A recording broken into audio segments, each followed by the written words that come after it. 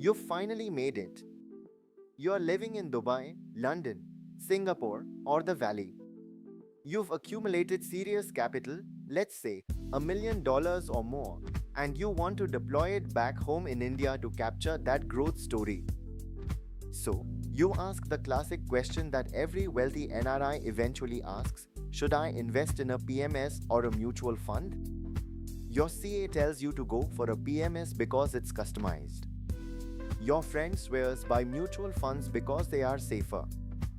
Here is the truth nobody tells you. If you are an NRI with significant capital, both of them might be the wrong choice. Most NRIs are making decisions based on a playbook that is 10 years old. They focus on returns when they should be focusing on net distributable wealth. Hi, I'm Kunal from EPK Capital, where we help in building wealth charge generations. Today, I'm going to show you why the PMS versus mutual fund debate is outdated. As a bonus, I have created an in-depth guide to the 7 costly tax traps for high net worth NRIs, a strategic report on avoidance and compliance. You can download it simply by clicking on the link in the description. Let's get started now. I'm going to reveal the silent killers in your portfolio, taxes and currency, and show you the real answer that sophisticated investors are using right now. Let's simplify the basics. Think of a mutual fund like a buffet. It's efficient, it's regulated, but everyone gets the same food. You pool your money, and the manager buys a mix of stocks. A PMS, portfolio management service, is like hiring a private chef. You own the ingredients directly.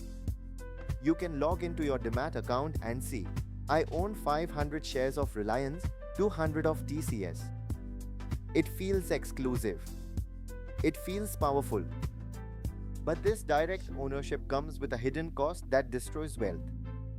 We call it the churn tax. Here is the math. In a mutual fund, when the manager sells a stock to book a profit, the fund pays zero tax. The tax is deferred until you sell your units years later. That money stays inside, compounding. But in a PMS, every time your manager sells a stock to book a profit, you pay the tax immediately. And since the July 2024 budget, the short-term capital gains tax is 20%.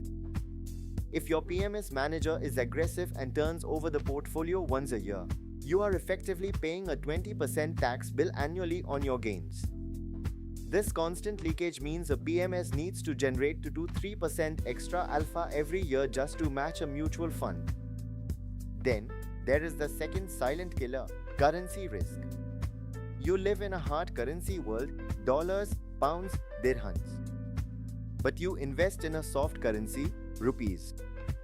Historically, the rupee depreciates 3 to 4% a year against the dollar. If your Indian portfolio earns 12%, but the rupee falls 4%, your real return in dollars is only 8%. And let's not forget the operational headache. Investing in domestic PMS often requires a PIS account. It involves tedious paperwork, TDS certificates, and complex tax filings. It's a full-time job just to stay compliant. So, if mutual funds are too retail for your size and domestic PMS is too tax inefficient, what is the answer? The answer isn't a product. It's a jurisdiction. It's called Gift City. Gift City is India's first international financial services center. Think of it as onshoring the offshore.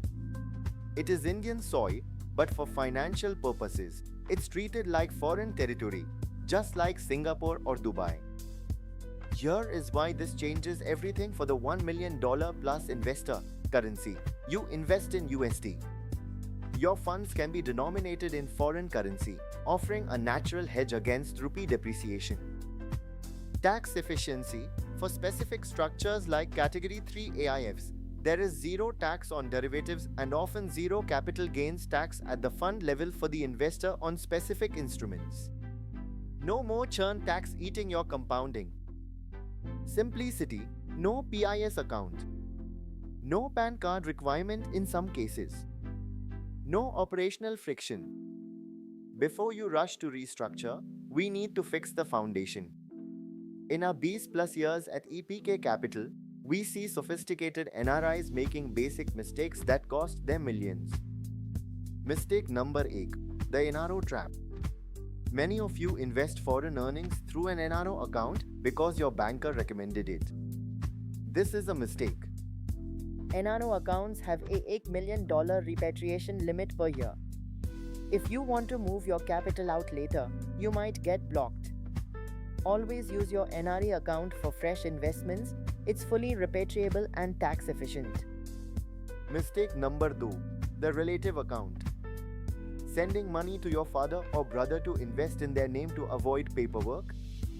That is legally a benami transaction. The penalties are severe, including confiscation of the asset and even jail time. Do not do it. Mistake number 3, ignoring DTA. You pay tax in India, but are you claiming that credit in the US or UK? Most NRIs leave money on the table because they don't file Form 10F or claim benefits under the Double Taxation Avoidance Agreement. That's free money you are donating to the government. So, how do you build a portfolio that actually works?